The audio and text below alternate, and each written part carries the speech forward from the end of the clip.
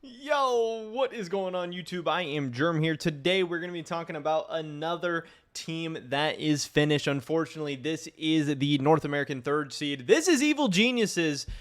They went down, but they did not go down without a fight today. They actually won a game. Hey, North America's on the board. We got our second win of the world's main stage with EG taking down G2. And really, of all the Western teams, I think G2, or not G2, I keep saying G2, EG is probably the team that I am like the least disappointed in them overall. This EG team, if you think back to the beginning of the year, was coming in with kind of mixed expectations. You know, they had the potential of going with like Jensen, they had the potential of getting Humanoid, they had the potential of getting double lift, all these things. They decided to go with Jojo. They decided to run it back with Danny, and we didn't really know what to make of it. But if you look at this whole year for Evil Geniuses, I really think despite going 1-5 at Worlds, we can pull up the standings and stuff real quick, despite going 1-5 at Worlds, and kind of having the 0-7 or however many games it was meme against G2 and all that stuff. I mean, the fact that they won a title was crazy in the LCS. The fact that they, made the MSI semifinals, made it to MSI in the first place, and then made it to the MSI semifinals.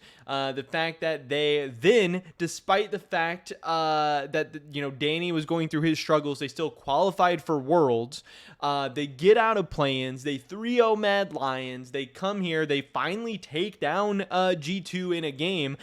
This year was so great for Evil Geniuses in a lot of different ways. Jojopyun really kind of establishing him as like an international superstar in a lot of ways.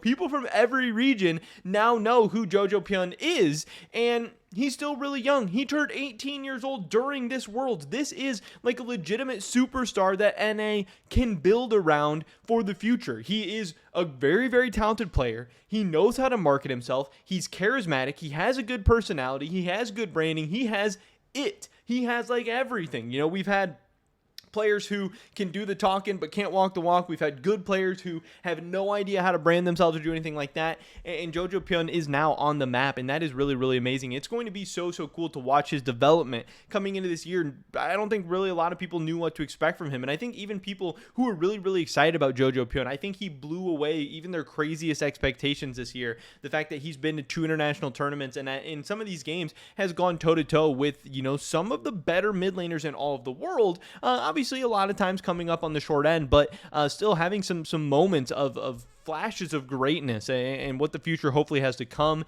has been absolutely insane. And I do think that this team is very interesting to look at, because again, I'm the least disappointed in them. I think they have an interesting future ahead, though, and I don't necessarily know what exactly EG is going to look like in 2023. I think there is a ton of questions that are going to be coming up over the next couple of weeks, and I think as of now, today, when I'm recording this video on October 14th, we don't have a whole lot of answers, unfortunately, and I think that's very interesting. Like, one, I hate that because I want to know what's going on, but also when you don't have the answers, we can talk, we can discuss, we can speculate, we can do all these things, and that's really fun as well. Want to go over what the players and the teams and everything had to say about this. First, we had the LCS official, obviously tweeting out, hey, our spring champs are out at Worlds 2022 following all of the incredible ups and downs in the LCS playoffs, play-ins, and the group stage. We have Jojopyun, who tweeted out, sucks, could have done better, next year is mine. And I know that's what a lot of people are hoping for, really hoping that Jojo, can really have big development in this coming offseason and into the next season. We have Inspired tweeting out, that's it for this year. Let's see what the future brings. Had a lot of fun playing LCS, MSI, and Worlds. Not the best results, but it is what it is. See you next year. We have Cowrie tweeting out, that's it for my first Worlds. Thanks everyone for supporting. And we also got Vulcan tweeting out, sucks. Thanks for the support and see you next year. We didn't have anything from Impact yet. I know Danny had tweeted out recently. He's kind of back on Twitter, but I don't know what that means for the future for him. So that is all the questions we have to answer, going on with each one of these players. One, I believe Impact is set to be a free agent. So what is going to happen with him? Is Impact going to retire? Is he coming back? Is he coming to Evil Geniuses? Is he leaving to go somewhere else? Who knows?